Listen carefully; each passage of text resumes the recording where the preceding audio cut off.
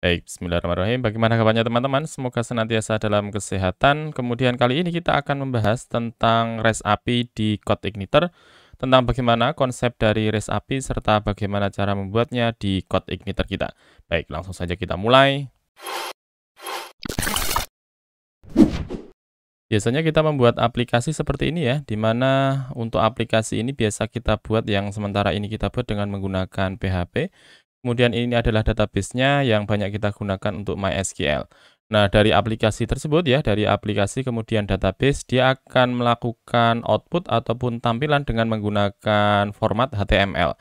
Nah, HTML tersebut yang diakses oleh pengguna, kemudian pengguna bisa melihat dari tampilan dari website tersebut dengan menggunakan format HTML. Nah, ada yang berbeda kalau kita membuat yang namanya REST API, di mana aplikasi ini bisa juga dengan menggunakan PHP, kemudian database-nya sama dengan menggunakan MySQL ataupun yang lainnya. Nah, output yang dihasilkan dari aplikasi dan juga database ini akan dibentuk dengan menggunakan JSON. Ya, JSON ini akan diakses oleh REST API yang kita sediakan nantinya. Kemudian REST API akan dipanggil oleh website, kemudian website tersebut bisa diakses oleh pengguna. Nah, di bagian website ini bisa dikeluarkan dengan menggunakan HTML, walaupun hasilnya didapatkan dari REST API. Dan untuk memanggil REST API ini nanti kita akan mempelajari bagaimana kita bisa menggunakan beberapa metode ya. Ada metode get ya, kemudian post, put, dan juga delete. Nah, fungsinya apa ketika kita membuat aplikasi dengan format JSON ketika dikeluarkan datanya? Ya, untuk JSON nanti akan dikelola ya oleh REST API ini, di mana REST API akan memanggil dari aplikasi kemudian melakukan akses kepada database. Nah, REST API ini bisa dimanfaatkan oleh banyak hal ya, misalnya yang sementara ini kita akan gunakan adalah menggunakan website dan dia akan diakses oleh pengguna. Nah, tidak menutup kemungkinan nanti kalau misalnya kita punya aplikasi yang lain, misalnya dengan menggunakan mobile app ataupun aplikasi-aplikasi yang lain, aplikasi ataupun mobile nanti bisa melakukan akses kepada REST API, kemudian bisa di-output-kan ya, ataupun dikeluarkan dan ditampilkan kepada pengguna. Nah, dengan cara ini kita bisa membangun satu REST API dan di mana REST API tersebut bisa dimanfaatkan di banyak platform, website, untuk mobile dan sebagainya. Nah, sekarang bagaimana cara kita bisa membuat REST API di Codeigniter? Langsung saja kita mulai. Pertama saya buka dulu untuk localhost, kemudian php-myadmin. Di bagian php-myadmin saya akan buat sebuah database, saya berikan nama misalnya CI4 REST API, ya. Kemudian saya klik di bagian create. Nah, selanjutnya saya akan buat di bagian database C4 REST API tersebut sebuah tabel, misalnya kita berikan nama pegawai, ya. Untuk kolomnya kita buat 3 misalnya. Kita klik bagian go. Kemudian kita akan berikan beberapa kolom. Yang pertama adalah ID. ID-nya integer saja. Kemudian saya scroll ke bagian kanan. Saya pilih dia punya auto increment. Ya, kemudian saya balik lagi ke sebelah kiri. Saya buat kolom baru. Saya berikan nama misalnya. Untuk tipenya saya masukkan varchar. Ya, kemudian length-nya misalnya saya berikan 30. Kemudian yang selanjutnya untuk kolom yang ketiga saya berikan email. Ya, saya masukkan yang berikutnya varchar, kemudian panjangnya misalnya 50, ya, kemudian saya scroll ke bagian bawah, saya klik di bagian save. Ya, sudah ada satu buah database namanya adalah CI4 REST API, kemudian tabelnya bernama pegawai. Di dalamnya ada 3 buah kolom ID, nama, dan juga email.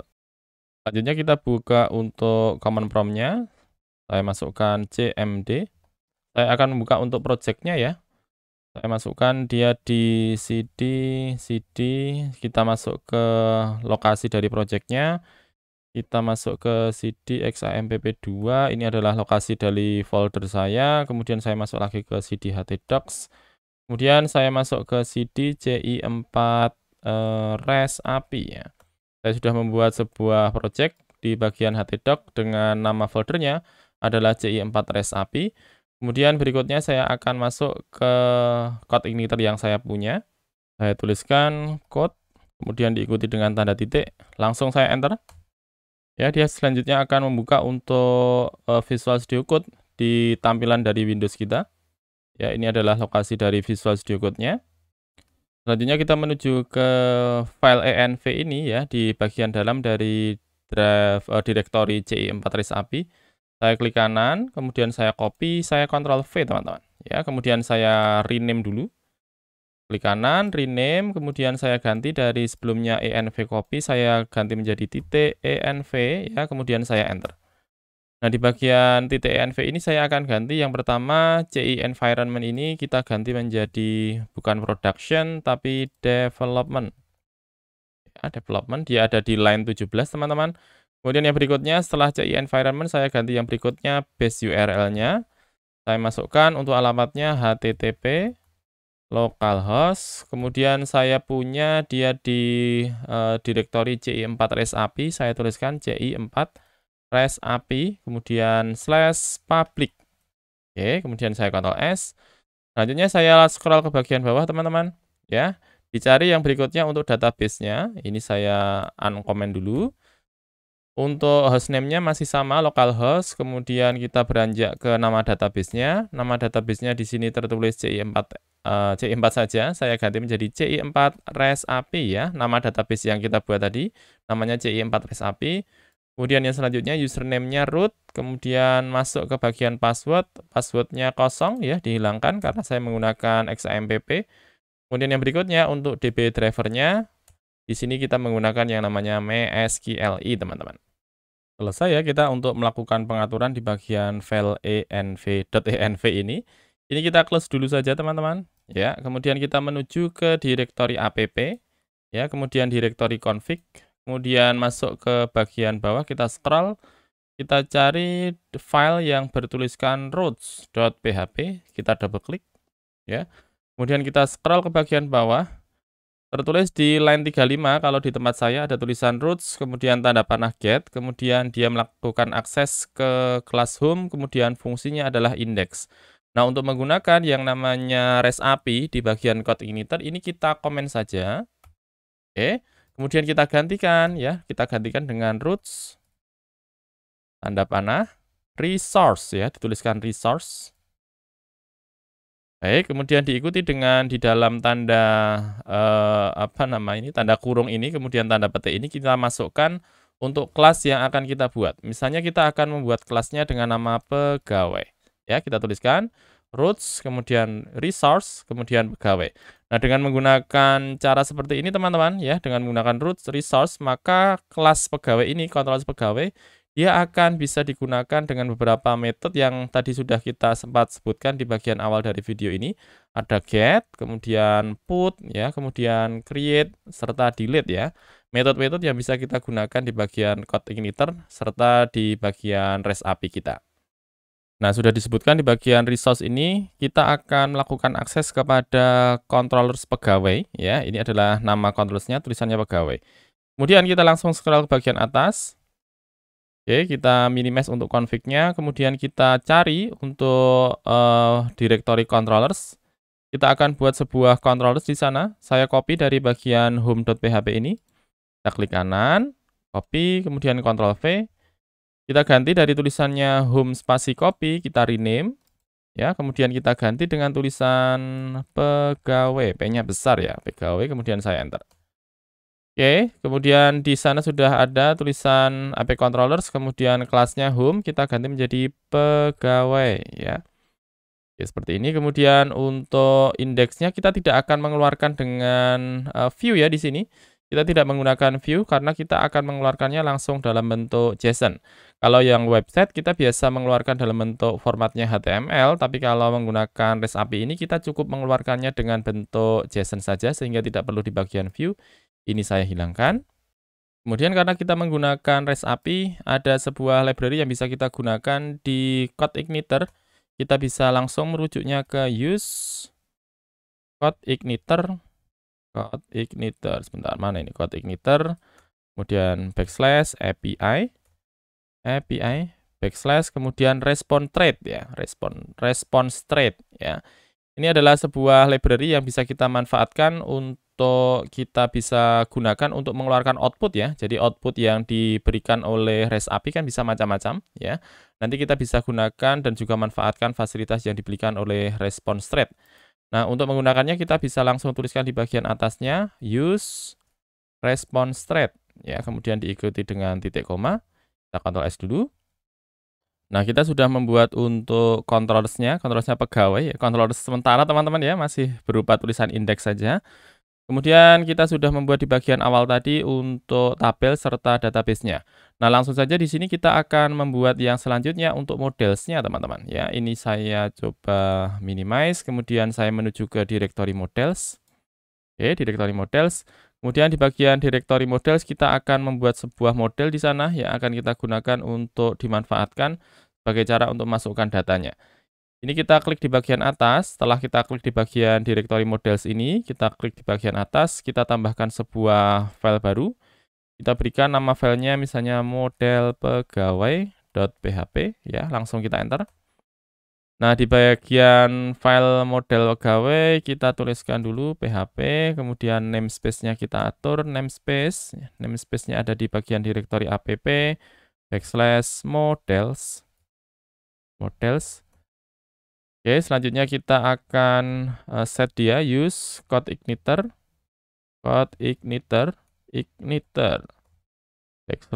/model. Ya, sekarang lanjut kita buat untuk kelasnya. Tuliskan kelas, kita berikan nama kelasnya sesuai dengan nama filenya, model pegawai, extends, kemudian model. Ya. Kemudian di bagian dalam dari kelas model ini kita atur untuk tabel, primary key, serta allowed field ya. Kita tuliskan protected tabel pegawai. Ya, kemudian lanjut lagi protected primary key. Primary key-nya kita buat tadi adalah ID ya. Kemudian protected allowed fields. Sama dengan kita bentuk dengan array. Yang pertama kita punya setelah primary key-nya ID adalah nama. Kemudian kolom yang berikutnya adalah email. Email ya, kurang ya. Seperti ini jadi tabel, primary key serta allowed fields ya. Dengan cara seperti ini kita sudah bisa memanfaatkan dari model ini sehingga kita bisa memasukkan data-data kita di bagian tabel pegawai yang kita punya. Sudah ada model pegawai yang menunggu kita, sekarang kita balik lagi ke bagian controls pegawai. Ya, di bagian controls pegawai kita akan mulai urutkan dari proses create ya. Untuk indeks, biarkan saja ya. Kita lanjut ke bagian bawahnya, kita tuliskan public function create. Oke, tulisannya harus create ya, karena kita menggunakan resource tadi di bagian roots. Di bagian roots kita menggunakan resource, sehingga ketika dituliskan resource pegawai, ketika diakses untuk metodenya adalah create, dia langsung mencari di bagian controls pegawai ini sebuah fungsi dengan nama create ya, maka di bagian pegawai kita tuliskan create. Nah, sebelumnya perlu kita load dulu ya di bagian atas dari controls pegawai ini, di mana kita akan load dari models yang kita buat sebelumnya ya, di bagian model pegawai ini. Kita load di bagian atas, kita tuliskan use app /model lagi model pegawai. Oke, kemudian kita Ctrl S. Kemudian biar kita bisa langsung melakukan akses kepada model pegawai, kita buat construct ya, misalnya di sini function underscore 2 kali construct.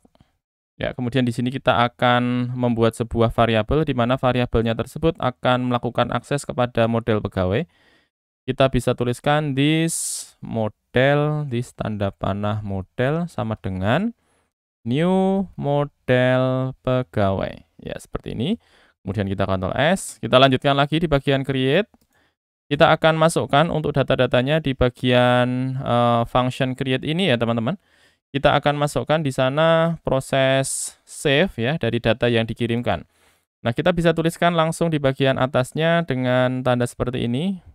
Kita tuliskan misalnya data sama dengan, kemudian kita berikan tanda kurung siku, kemudian kita akan tangkap untuk parameter yang dikirimkan. Yang pertama adalah nama. Oke, kemudian kita akan akses dari this request get var nama, kita ikuti koma, kemudian setelah nama email, this request get var, koma, di sini setelah nama adalah email ya. Ini adalah kolom-kolom yang kita punya di bagian tabel pegawai, ada kolom nama dan juga ada kolom email ya. Ini adalah dua kolom yang kita punya, kemudian ada satu lagi kolom namanya adalah ID. Nah, kalau misalnya sudah seperti ini, kita akan simpan dia di model pegawai yang kita punya.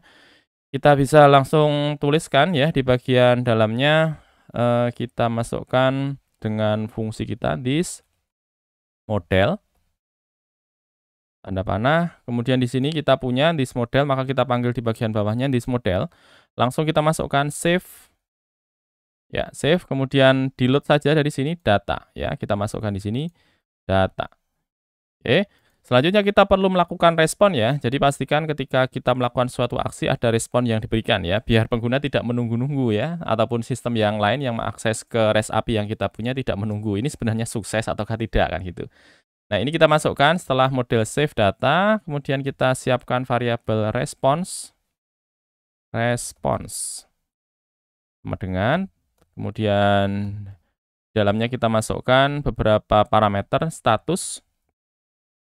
Kalau sukses memasukkan data biasanya 201 ya, menandakan dia sukses. Kemudian yang berikutnya error, kita berikan null. Oke, kemudian kita masukkan lagi message ya, pesannya di sana kita bisa masukkan sukses, kita tuliskan berhasil memasukkan data pegawai. Kita Ctrl S. Kemudian setelah kita memberikan variabel respon, kita perlu return di sini.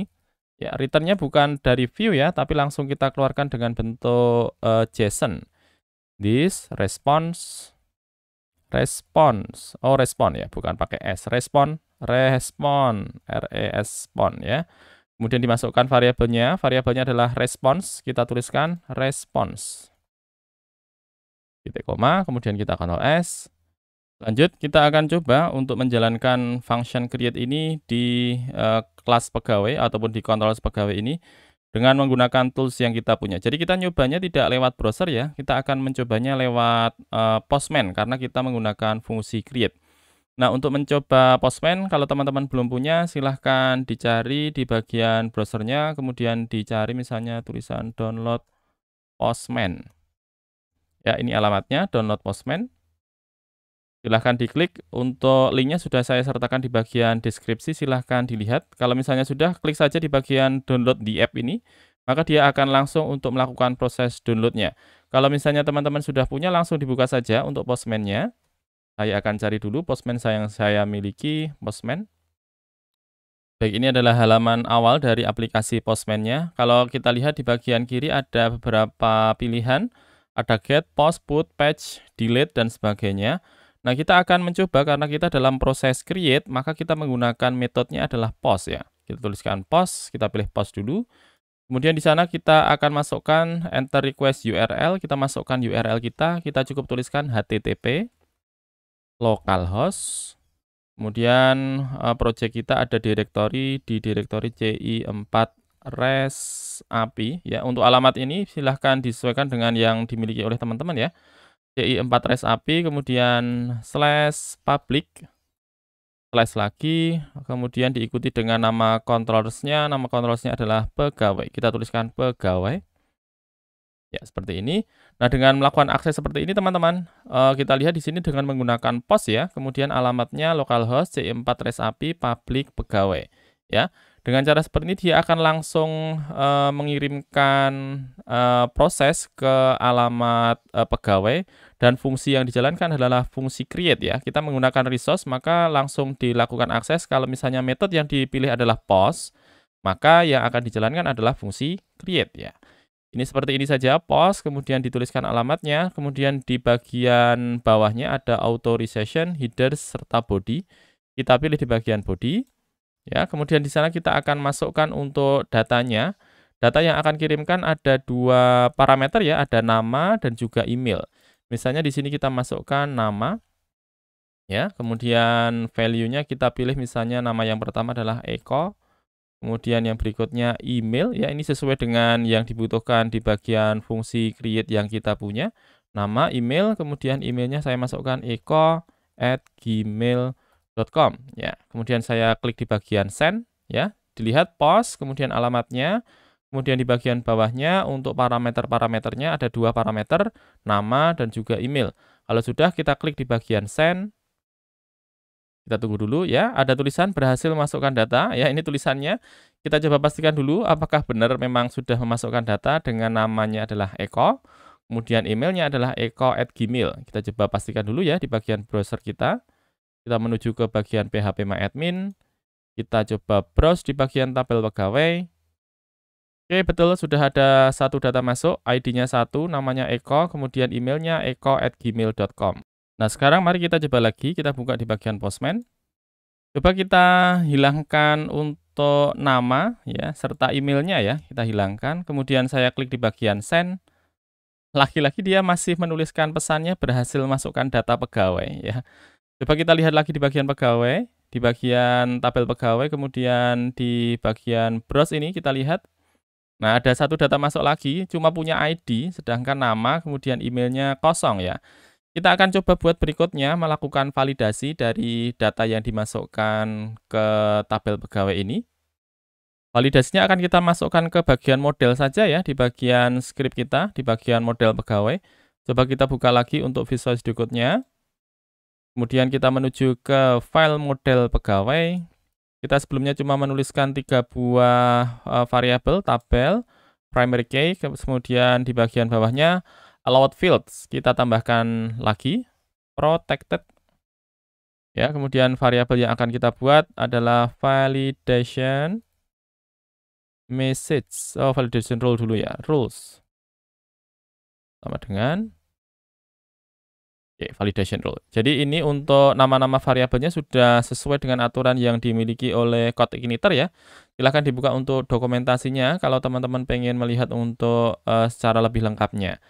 Nah, dimasukkan protected validation rules. Ini adalah rules yang akan kita tentukan, yang akan dimasukkan kepada tabel pegawai. Yang pertama, kita masukkan nama. Ya, ini adalah nama field-nya. Kita tentukan misalnya dia merupakan required ya, jadi harus dimasukkan untuk kolom namanya. Kita berikan koma, kemudian yang berikutnya email. Ya, kita punya 2 buah kolom ya, nama, email, serta ID. Yang kita set untuk rules-nya hanya nama serta email karena ID-nya dia auto increment kan ya, auto increment, jadi nggak perlu kita set. Oke, nama, email, kemudian di bagian email kita masukkan juga required. Kemudian tanda garis ke atas seperti ini ya, pipe seperti ini. Kemudian berikutnya kita masukkan valid email. Ya, ini adalah rules yang kita bisa masukkan. Nah, setelah kita set untuk rules-nya, kemudian kita akan keluarkan kalau misalnya rules-nya tidak dipenuhi ya. Protected lagi. Kemudian setelah validation rule, kita masukkan validation message. Validation message. Titik koma.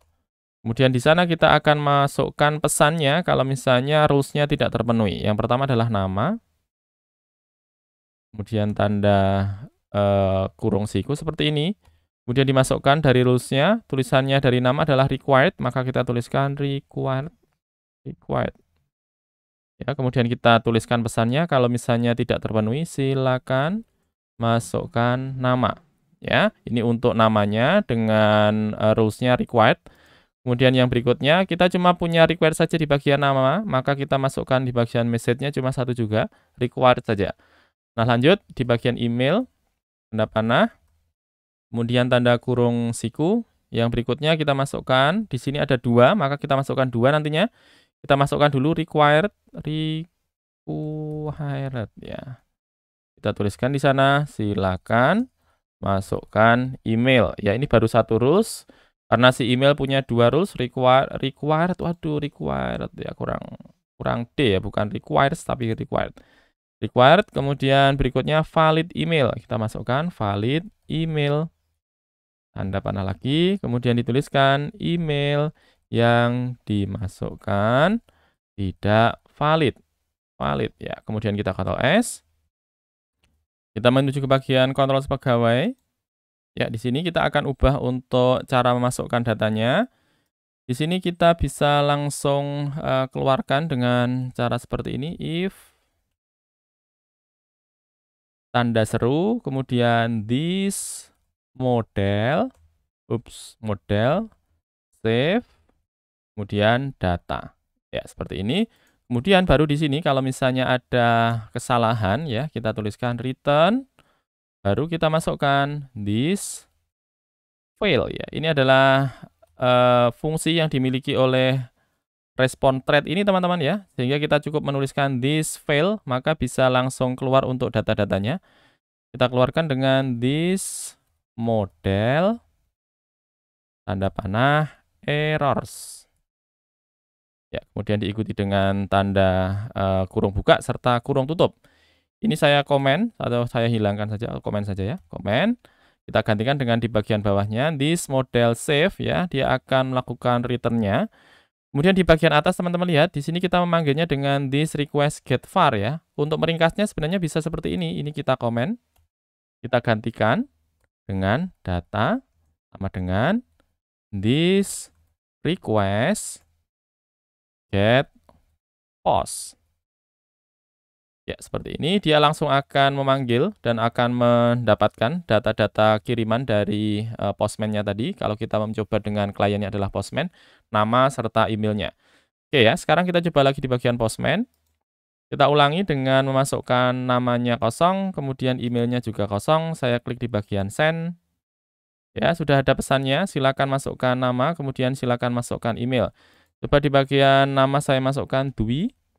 Saya ulangi lagi, saya klik di bagian send. Sudah ada pesannya, silakan masukkan email. Dan teman-teman lihat di sini ya, statusnya sudah berubah menjadi 400, kemudian errornya juga 400 ya. Dengan menggunakan response thread sudah disesuaikan ya, kalau misalnya ada errornya.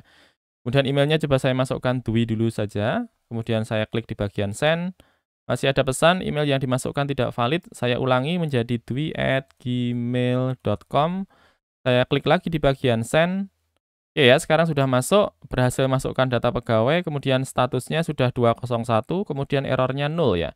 Ini dari pesannya, sekarang kita pastikan di bagian PHP My Admin, apakah memang nyata-nyata sudah masuk ya. Kita coba browse lagi. Oke, sudah masuk ya di sini, untuk Eko, kemudian Dwi, dia punya email dwi@gmail.com. Baik ya, sudah ada 2 data yang kita masukkan, dan ada 1 data ini yang tanpa nama dan tanpa email. Ini coba saya delete saja. Ya, sehingga hanya punya 2 data saja. Kita sudah melakukan proses create, selanjutnya kita akan mencoba mengeluarkan datanya ya, create read ya. Setelah create adalah read. Kita akan melakukan operasi read atau membaca data yang dipunyai di tabel pegawai kita. Kita menuju lagi ke bagian Visual Studio Code. Ya, kita scroll ke bagian atas dulu. Kita punya yang sebelumnya tidak terpakai ini untuk function index-nya. Kita akan load data-datanya dari sini. Kita panggil misalnya data sama dengan this model. Ini akan memanggil untuk model pegawainya, kemudian kita akan order by. Kita order by apa ya? Misalnya order by nama ya, nama. Kemudian ascending ya, biar yang punya nama A dulu dia bisa tampil. Kemudian kita keluarkan semuanya dengan find all. Ya, seperti ini. Kemudian kita akan keluarkan datanya, return this respond pakai D ya teman-teman ya, respond. This respond, kemudian keluarkan data, bisa diikuti dengan 200 ya. Kita Ctrl S dulu. Nah, kalau kita menggunakan operasi get, kita bisa langsung membukanya di bagian browser ya, tanpa menggunakan Postman juga bisa. Ataupun menggunakan Postman juga bisa. Tapi kita coba dengan browser dulu. Kita akses di sini. Kita tuliskan localhost, alamat project saya di CI4 REST API, kemudian public, kemudian /pegawai. Langsung saya enter. Dia akan mengeluarkan untuk datanya, ada Dwi dan juga Eko, ada 2 buah data. Dia mengeluarkan untuk semua datanya, karena kita punya 2 data, maka dikeluarkan untuk 2 datanya. Nah, selain menggunakan, untuk mengeluarkan datanya semua, bisa jadi kita cuma akan mengeluarkan untuk satu data saja ya, misalnya cuma akan kita lihat ID 3 misalnya, dia punya nama siapa, kemudian email apa gitu ya. Kemudian misalnya ID 1 dia punya nama apa, kemudian email apa. Nah, kita coba buat fungsi baru lagi di bagian Visual Studio Code. Kalau sebelumnya dia mengeluarkan semua datanya, coba kita akan buat sehingga dia punya kemampuan untuk melihat data sesuai ID yang kita kirimkan. Nah, kita sudah membuat, create ya, kemudian kita buat satu lagi public function function show show ya. Kita ulangi lagi bahwa menggunakan nama function-nya dengan menggunakan roots tadi. Ya, resource pegawai ini dengan menggunakan resource ini, maka aturan penamaan dari fungsi-fungsinya sudah ditentukan ya. Jadi kita menggunakan show ini, maka dia akan mengeluarkan dengan metodenya adalah get. Ya, kita masukkan di sini, untuk ID-nya, parameternya, kita berikan default-nya 0 misalnya. Kemudian di sana kita akan, keluarkan untuk datanya, kita masukkan data sama dengan this model tanda panah, kemudian where-nya dari mana? Where-nya dari ID, di mana ID-nya sama dengan ID. Nah, kalau misalnya sudah, kita akan keluarkan dengan find all. Ya, biar dia mengeluarkan datanya, kemudian kita keluarkan dengan if data, kemudian di sana kita keluarkan return this responnya dari mana? Dari variabel data, kemudian kita berikan keluaran dengan menggunakan misalnya 200 juga bisa. Kita Ctrl S. Ini untuk data kalau misalnya datanya ada ya. Kalau misalnya datanya tidak ada, kita berikan else. Kita return lagi. Return. Ya, kemudian kita masukkan this file gitu ya. Seperti ini, file not found. Ini juga keluaran dari kita punya tadi response thread ya. Maka dengan menggunakan response thread ini bisa langsung kita keluarkan file not found, kemudian kita masukkan di sana data tidak ditemukan untuk ID, ID-nya adalah ID. Kita Ctrl S. Tertinggal untuk titik komanya. Aduh, sebentar. Titik koma di belakang. Titik koma, kita Ctrl S. Coba kita buka lagi di bagian browser. Tadi kita memasukkan pegawai saja, maka dia akan mengeluarkan untuk semua datanya. Kalau misalnya di sini kita masukkan dengan data yang kita punya, misalnya kita akan akses untuk ID-nya 1, maka kita tuliskan 1. Ya, dia sudah mengeluarkan untuk ID 1 namanya Eko. Sekarang kalau kita masukkan ID-nya 3, saya enter. Kemudian dia mengeluarkan namanya Dwi, emailnya dwi@gmail.com. Misalnya di sini saya masukkan 100 ya, karena kita tidak punya ID 100, kita lihat untuk responnya seperti apa. Ya, dia sudah mengeluarkannya, data tidak ditemukan untuk ID 100, kemudian statusnya sudah diganti. Dari yang 200 tadi sudah diganti menjadi 404, kemudian errornya juga sudah diberikan 404 ya, ataupun not found. Ini kalau misalnya mau kita coba lewat Postman juga bisa ya. Ini misalnya kita copy untuk alamatnya, saya Ctrl C, kemudian saya menuju ke bagian Postman. Ya, saya paste di sini untuk alamatnya, saya Ctrl V. Nah, di sini kita ganti bukan post teman-teman, tapi kita ganti menjadi get. Ya, kemudian kita coba klik di bagian send. Nah, dia mengeluarkan untuk datanya sama, statusnya 404, kemudian errornya bertuliskan data tidak ditemukan untuk ID 100. Saya ganti menjadi 1 misalnya. Saya klik di bagian send. Nah, datanya sama ya, ID 1 Eko, kemudian emailnya eko@gmail.com. Nah, berikutnya misalnya kita lihat untuk Eko ini dia akan berganti, bukan emailnya eko@gmail ya, misalnya akan berganti ke yang lain. Kita perlu makanya untuk menyiapkan juga untuk fungsi update ya. Kita akan buat fungsi update-nya di bagian controls dulu ya, di bagian code igniter. Kita scroll ke bagian bawah, kita akan buat sebuah fungsi baru. Kita masukkan di bagian bawahnya public function. Kemudian kita masukkan update. Ingat ya, nama fungsinya harus sesuai dengan yang sudah ditentukan oleh code igniter-nya dengan menggunakan roots tadi ya, resource tadi. maka harus disesuaikan untuk nama fungsinya ya. Di sini untuk update-nya maka kita berikan fungsinya namanya adalah update. Nah, untuk menggunakan update kita bisa masukkan di sini untuk parameternya ID dulu. Kita berikan default-nya 0. Ya, kemudian kita akan coba kalau misalnya kita melakukan update, biasanya kita perlu cek dulu ya, apakah datanya ada ataukah tidak. Ya, kita bisa cek dulu dengan data sama dengan this model, kemudian dimasukkan di sana untuk ID-nya ya. Di sana model, kemudian kita berikan where dulu, where. Apakah where ID ya. Kemudian kita keluarkan find all. Oke, seperti ini. Kemudian kita keluarkan if data ada, atau misalnya kita ganti jangan data ya, misalnya is exist.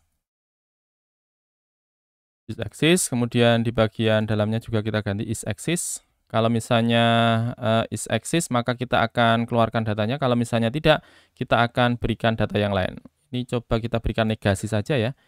If tidak is exist ya. Jadi kalau misalnya datanya tidak ada, kita akan keluarkan dulu dengan menggunakan return, kemudian kita masukkan this fail, not found, ya, not found. Kemudian kita keluarkan data tidak ditemukan untuk ID, ya seperti ini. Jadi dipastikan bahwa data yang diupdate memang datanya benar-benar ada. Kalau misalnya tidak ada, kita keluarkan pesan data tidak ditemukan. Oke, seperti itu. Kemudian yang berikutnya, kalau misalnya kita akan melakukan update, kita pastikan bahwa datanya yang akan diupdate juga sudah ada ya. Maka kita tangkap di sini untuk data-datanya. Yang pertama adalah data. Ini bisa langsung kita tangkap dengan this request get raw input ya. Kalau tadi menggunakan get post, tapi kalau menggunakan update ini kita masukkan get raw input. Oke, dia akan menangkap semua datanya. Kemudian jangan lupa kita masukkan untuk ID-nya, sehingga yang diupdate adalah sesuai dengan data yang kita inginkan. Data ID. Oke, kita Ctrl S dulu. Kemudian lanjut, kalau misalnya ini sudah kita return kurang titik koma, titik koma. Oke ya, lanjut. Setelah kita pastikan bahwa datanya sudah ditangkap di bagian sistem kita, kemudian kita akan lakukan proses penyimpanan ya. Kita masukkan if. Kalau misalnya proses penyimpanan ada kendala, kita akan keluarkan di sini if this model save ya. Kita save dari mana? Dari data ya. Di sini kita sudah siapkan data, kemudian data ID. Maka kita akan masukkan di sini if this model save data, dalam artian kalau misalnya ada error ya, kalau ada error saat menyimpan. Ya, dia akan dikeluarkan di bagian bawahnya. Kita keluarkan dengan return, kemudian this respond, kita keluarkan saja dengan data. Ya, jadi kalau misalnya ada kendala, dia akan dilakukan pengecekan dengan validasi yang kita berikan ya di bagian file model kita. Ini sudah seperti ini, kemudian kita tambahkan di bagian bawahnya response. Nah, di sini kita keluarkan kalau misalnya dia sukses ya, tidak ada error. Kita masukkan status. Statusnya kita berikan 200. Ya, ini adalah biasa standar yang diikuti kalau misalnya sukses melakukan prosesnya.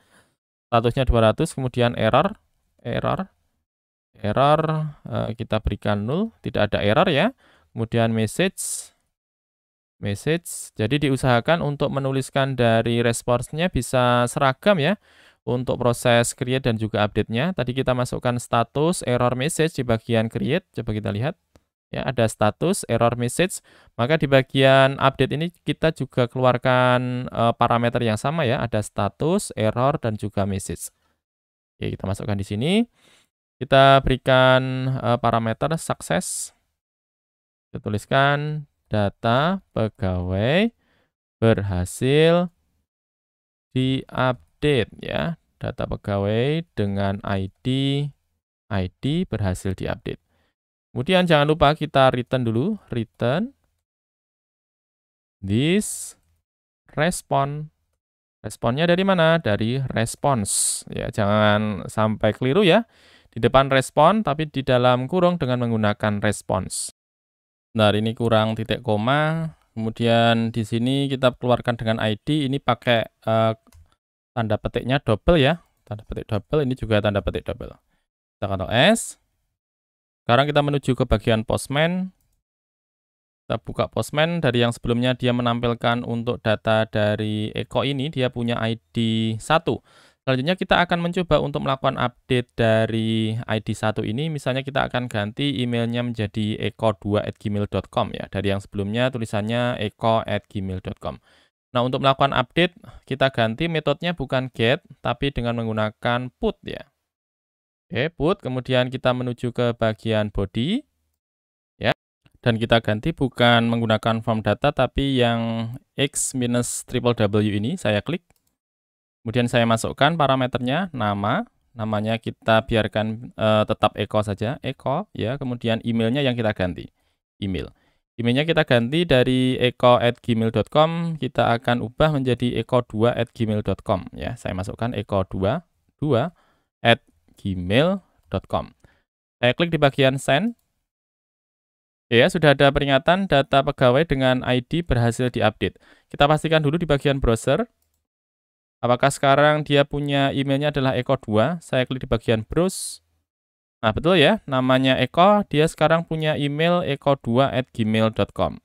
Selanjutnya kita akan coba melakukan eksperimen di bagian Postman ini.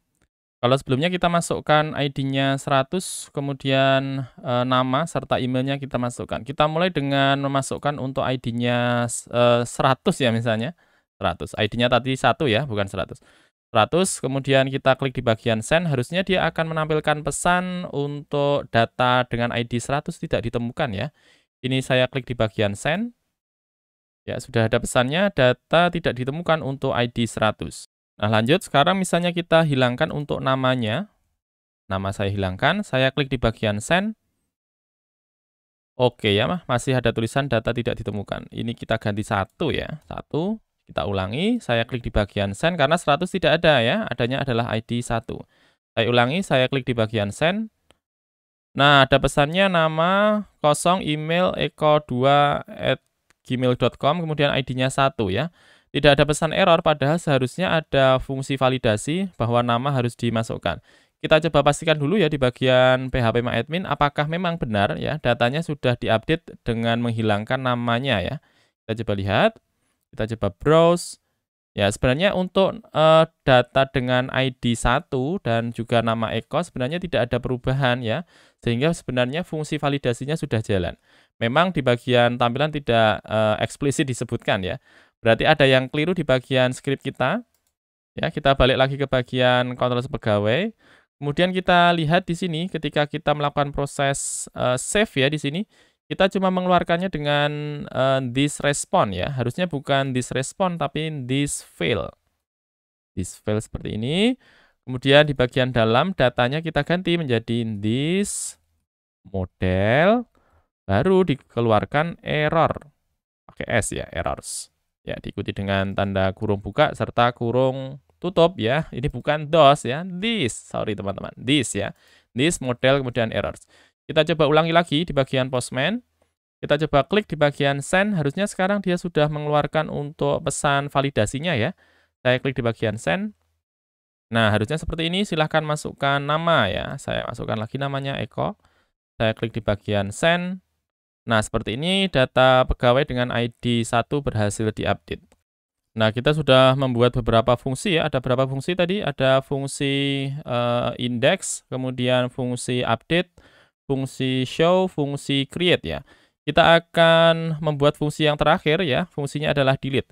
Kita balik ke bagian Visual Studio Code. Kita scroll ke bagian bawah paling akhir ya. Paling akhir di sini kita buat sebuah fungsi baru, kita berikan nama public function delete ya. Jangan lupa untuk delete ini nama fungsinya harus delete ya, karena sudah ditentukan oleh si resource ini ya, root resource ya. Maka kita tentukan di bagian pegawai dengan nama fungsinya adalah delete. Kemudian dimasukkan di sana untuk parameternya adalah ID. Ya, kita berikan defaultnya adalah 0. Kemudian lanjut, kita akan coba yang pertama kita pastikan bahwa datanya memang ada ya. Kalau misalnya datanya ada, kemudian kita delete. Kita masukkan di sini data sama dengan this model. Kita akan coba cari dulu where ID find all ya, kita akan keluarkan datanya dulu, kita pastikan bahwa datanya ada. If data ya, dalam artian kalau misalnya datanya memang ada di bagian tabel kita akan melakukan proses delete ya. Kita masukkan model, bukan model, this model delete. Ya, delete, kemudian langsung kita masukkan di sini parameternya adalah ID. Ya, seperti ini. Kemudian kita akan keluarkan dengan response ya, sama dengan tanda kurung siku, kemudian statusnya kita berikan 200. Kemudian errornya kita berikan 0. Kemudian satu lagi message, kita berikan untuk pesannya sukses. Kita keluarkan dengan tulisan data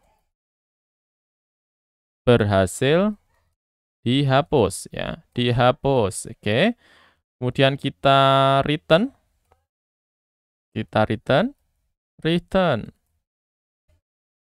this respond delete ya, respond delete ya, respond delete. Oke, kemudian dimasukkan untuk respons kita di dalam tanda kurung ini response atau S, kemudian kita berikan else. Kalau misalnya dia tidak menemukan untuk datanya, kita berikan return lagi, return ya, kemudian this fail ya, fail not found. Kemudian kita berikan pesannya, data tidak ditemukan. Kita Ctrl S. Kita berikan titik koma. Sekarang kita coba buka di bagian Postman lagi. Kita akan hilangkan di sini dengan menggunakan metodenya. Kalau sebelumnya put, kita lakukan dengan metode yang baru dengan menggunakan metodenya adalah delete. Ya. Saya coba klik di bagian send dengan memasukkan metodenya delete, kemudian yang akan kita delete adalah ID 1, masukkan di bagian address-nya, localhost, C4 REST API, public pegawai, kemudian di belakangnya ini, angka 1 ini adalah parameternya ya. Sehingga yang akan kita delete adalah ID 1, di mana namanya adalah echo. Saya klik di bagian send, ya data berhasil dihapus, kita pastikan di bagian browser dulu, di bagian phpMyAdmin, saya klik di bagian browse. Oke ya, sudah tertinggal satu ID saja, ID-nya 3, namanya Dwi, kemudian emailnya dwi@gmail. Coba saya ulangi, dan saya akan masukkan ID-nya, misalnya saya berikan 100 ya, harusnya dia akan memberikan pesan error bahwa ID tersebut tidak ada.